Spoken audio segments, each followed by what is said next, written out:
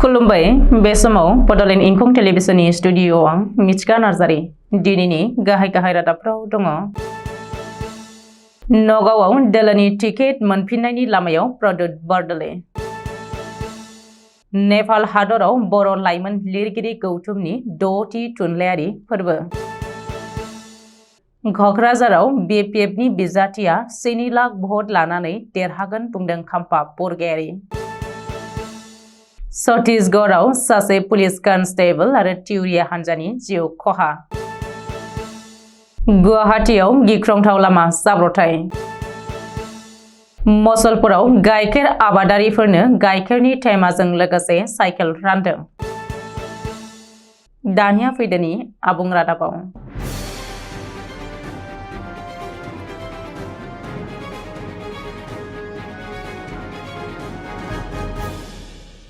जोबनायाव नगावआव फिन टिकेट मोनफिननायनि लामायाव MP प्रदुत बरदलै।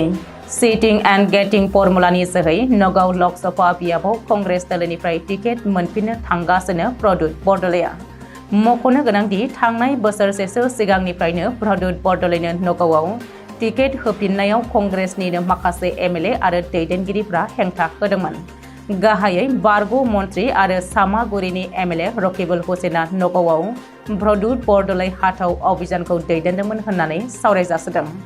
नगावआव प्रदुत बरदलैनो टिकेट होनाङा होननानै दोलोनि 3 माइनरिटि MLA पार्टी हाइकमान्डनो लाइजामबो लिरहरदोंमन। बबेखानि नगावआव प्रदुत बरदलैनि सोलाय गौरब गगैनो टिकेट होनांगौ होननानै उदाङै दाबि खालामदोंमोन रुपहि हाटनि MLA नुरुल हुदाया। गौरब गगैया नगावनि थाखाय साबजाथावसिन बिजाथि होननानै बटद्रवानि कंग्रेस MLA शिबामणि बरायाबो खौरां बिजोङाव बुंदोंमोन। बेनि अनगायैबो नगाव जिल्ला कंग्रेसनि गुबुन गुबुन हाबाफारिफोरनिफ्राय प्रदुत बरदलैनि बेनार पस्टारखौबो बोख्लायनाय जादोंमोन आरो बेफोर गासैनोबो रकिबुल हुसेन दैदेननाय आरो थुनज्लायनायावनो जादोंमोन होननानै सावरायजासोदों। नोजोर होनो गोनांदि नगावआव गौरब गगैनो टिकेट होनांगौ होननानै रकिबुल हुसेनजों मोजां सोमोन्दो गोनां NSUI नि दैदेनगिरि पंकज बराया खौरांगिरि मेलबो खुंदोंमन। नाथाय जोबनायाव बेफोर गासैखौबो नेवसिनानै प्रदुत बरदलैया टिकेट मोनफिननायनि रेसआव आवगायगासिनो।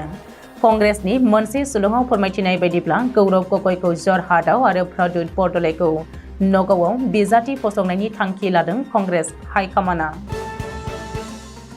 नसुं हादर नेपालाव बर' लाइमोन लिरगिरि गौथुमनि 6थि थुनलाइयारि फोरबो। बर' राव थुनलाइखौ आसामजों लोगोसे गुबुन हादरावबो गोसार होनांगौनि गोख्रों थांखि लादों बर' लाइमोन लिरगिरि गौथुमा। बे थांखियैनो बर' लाइमोन लिरगिरि गौथुमा गिबि खेबनि थाखाय नसुं हादर नेपालाव 6थि थुनलाइयारि हाबाफारि खुंनो लादों आरो नेपालाव खुंजानो गोनां 6थि थुनलाइयारि फोरबोनि थाखाय बर' लाइमोन लिरगिरि गौथुमनि दैदेनगिरि आरो सोद्रोमाफोरा नेपाल फारसे रावना होदों।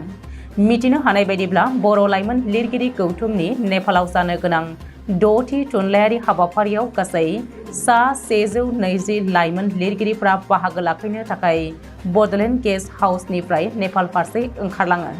दिनै फुंबिलियाव UPPLनि गाहाय नेहाथारि राजु कुमार नार्जारिया साफ्रोमबो लाइमोन लिरगिरिफोरखौ साबायखर बावो आरो थुलुंगाखां होनानै हाबाफारियाव मोजाङैनो जाफुंसार जानांगौनि थाखाय बोर सास्रि हरो। लोगोसेनो दै आरो जुइस दान होयो। फैबाय थानाय लकसभा बिसायख'थियाव BPF दोलोआ क'क्राझार लकसभा आरो दरं उदालगुरि लकसभा बे मोन्नैबो बियाबाव देरहागोना रोखा। क'क्राझार जिल्लानि बनरगावआव बे बाथ्राखौ बुंदों BPFनि दैदेनगिरि आरो लकसभा बिसायख'थिनि थाखाय BPF दोलोआ फोसावनाय 3 बिजाथिनि फारिलाइनि सासे बिजाथि खाम्फा बरगयारिया। मख'नो गोनांदि बनरगाव BTC बियाबनि बेन्दोङाव थानाय गासैबो बुथ कमिटिफोरखौ लानानै दिनै दोलोनि आफादगिरि हाग्रामा महिलारिनि दैदेननायाव मोनसे जर'खा मेल जानानै थाङो।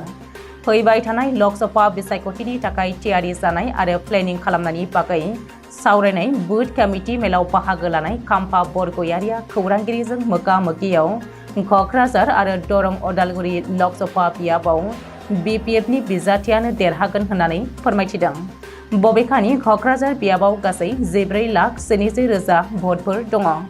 बिसायख'थियाव 80% भट जायोब्ला 12 लाख भट होजागोन। बेनि गेजेराव BPF दोलोआ हारसिङैनो 7 लाख भट मोननो हागोन आरो BPFआ देरहागोना रोखा होननानै खाम्फा बरगयारिया खौरांगिरिनि सिगाङाव दाबि खालामदों। छत्तीसगढ़नि कांकेर जिल्लायाव पुलिस आरो टिउरिया हानजानि गेजेराव जानाय सिलाइ बारुदनि गाग्लोबनायाव सासे कनस्टेबल आरो टिउरिया हानजानि सासे सुबुंनि जिउ खहा जादों होननानै मिथिनो हादों। सुलुंनिफ्राय मिथिनो मोननाय बायदिब्ला कांकेरनि हिदुर गामिनि साखाथियाव थानाय हाग्रायाव Chhattisgarh police district reserve guard एबा DRG आरो टिउरिया हानजा नक्सालनि गेजेराव बे गिख्रंथाव जाथाया जादों। अदेबानि स्रोर सुलुंखौ बिथा खालामनानै नक्साल टिउरियाफोरनि सायाव अपारेशन खालामनायाव बिसोरनि गेजेराव मोगा-मोगि खमैबो 1 घन्टासो गावलायनाय जाथाया सोराङाव फैदों। थैनाय पुलिस कनस्टेबलखौ रमेश ताकुरी होननानै सिनायथिनो हादों। बबेखानि थैनाय टिउरियानिफ्राय गंसे AK-47 राइफल्स मोनदों होननानैबो मिथिहोदों। मख'नो गोनांदि बे जाथायनि उनाव पुलिसजों लोगोसे SSB, BSF आरो डिस्ट्रिक्ट रिजार्व गार्डआ जयै लोगो नांनानै साखाथियाव थानाय जायगाफोराव अपारेशन खालामगासिनो होननानै मिथिहोबावदों। गुवाहाटीनि बेलटला ओनसोलनि सरबे पेट्रल पाम्प साखाथियाव रबिबार मोनानि समाव मोनसे गिख्रंथाव लामा जाब्रबथाय जादों। सुलुङाव फोरमायथिनाय बायदिब्ला गंसे गोख्रैयै खारनाय XUV गारिया गोख्रैथिखौ सामलायनो हास्लाबैनि थाखाय लामा सेरजों सालायनाय गंसे रिक्साखौ सौग्रावदोंमोन होननानै मिथिनो हादों। बे जाथायनि जाउनाव AS01 FP 3591 गारियाव गाखोनाय साब्रैनि गेजेराव सानैया गोब्राब जोखोम जादोंमोन, जायनि थाखाय बिसोर सानैखौ फाहामथाय होनो GMCHआव लांनाय जायो होननानै मिथिनो हादों। गाइखेर आबाद डायरी डेभेलपमेन्टनि गेजेरजों बिटिआरनि लाइमोनफोरा जिउ राहा मिशननि गेजेरजों दाउ, अमा आरो ना फिसिनानै रांखान्थियारि गावनि सायाव सोनारनो हायो होननानै EM राकेश ब्रह्मआ बुंदों। सोरखारि साख्रिखौ मिजिंथियाबालानो लाइमोनफोरखौ सोलोंथाइ लानायजों समान महरै ना, दाउ, अमा बेदर फिसिनानै गावखौनो गाव सोनारनो खावलायदों। बे बिबुंथिखौ होदों बिटिआरनि ना फिसिनाय, जिब जुनार फिसिनाय आरो गाइखेर जौगाथाय बिफाननि मावफुं सोद्रोमा राकेश ब्रह्मआ बाक्सा जिल्लानि सदर मसलपुराव मैया मोनसे हारिमुआरि मावथांखियाव गाइखेर केनजों साइकेल राननाय हाबाफारियाव बाहागो लानानै मावफुं सोद्रोमा राकेश ब्रह्मआ बिटिआरआव डायरी जौगाखां बिफाना बेखारनि जेंनाखौ सुस्रांगोन होननानै बुंथिबावो। बे हाबाफारियाव जिल्लानि 5000 गाइखेर आबादारिफोरनो गाइखेरनि थेमा गोनां साइकेल राननाय जायो।